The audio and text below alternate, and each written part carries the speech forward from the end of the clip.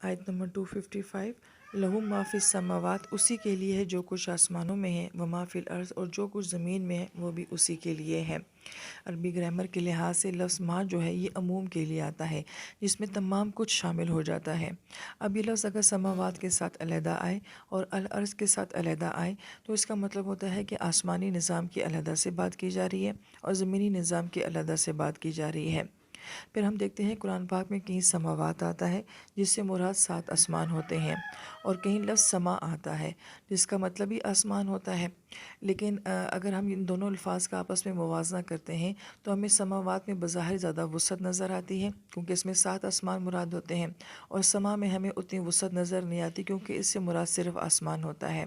لیکن عربی میں لفظ سما جو ہے یہ سماوات سے زیادہ وسعت رکھتا ہے، وہ اس لیے کہ سماوات سے جب 7 آسمان مراد لیے جاتے ہیں تو اس سے صرف 7 آسمانوں کی ہی بات کی جاتی ہے۔ لیکن سما لفظ جو ہے یہ سمون سے ہے، اور سمون جو ہے وہ بلندی کو کہا جاتا ہے، یعنی کہ ہم سے اوپر بلندی میں جو کچھ بھی ہے وہ سمون میں شامل ہوتا ہے۔ اب ہمارے سے اوپر جو ہے وہ فضا میں ہوا بھی موجود ہے، ستارے بھی ہیں، سیارے بھی ہیں، نہ جانے کتنی گلیکسیز موجود ہیں، اور یہ جو پلینٹ ہیں ان کے اندر کوئی مخلوق رہتی ہے یا نہیں رہتی ہے جیسے کہ آج کل دعوے ہو رہے ہیں، وہ سب بھی مراد ہوتے ہیں۔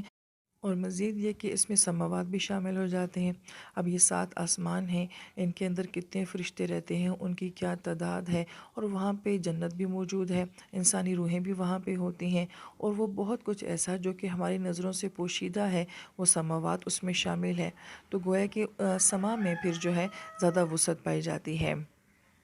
اسی طریقے سے آیت مبارکہ میں الارض آ رہا ہے، لہٰذا زمین، اور جو کچھ زمین کے اوپر ہے اور جو کچھ زمین کے اندر ہے، وہ تمام معدنیات اور وہ پانی کے ذخائر اور وہ کانیں وغیرہ جو انسان دریافت کر چکا ہے اور جہاں تک ابھی انسان نہیں پہنچا ہے، وہ سب کچھ الارض زمین میں شامل ہو جاتا ہے۔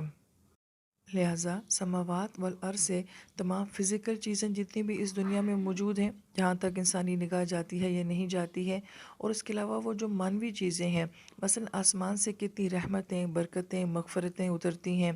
بارش اترتی ہے، رزق اترتا ہے، بہت کچھ ایسا ہے جو کہ ہمارا آسمان کے ساتھ تعلق ہے، وہ سب بھی اس سے مراد ہے۔ اور زمین میں تمام فزیکل چیزوں کے علاوہ جو انسان رہتا ہے، اس کی عبادتیں، اس کی دعائیں، اس کی محبتیں، اس کے اعمال، جو کچھ بھی زمین کے اوپر مانوی طور پہ موجود ہے وہ بھی اس سے مراد ہے۔ لہٰذا یہ سب کچھ چاہے وہ فزیکل ہو یا مانوی لحاظ سے ہو، یہ سب کی نسبت کس کی طرف ہو رہی ہے؟ اللہ تعالیٰ کی طرف ہو رہی ہے۔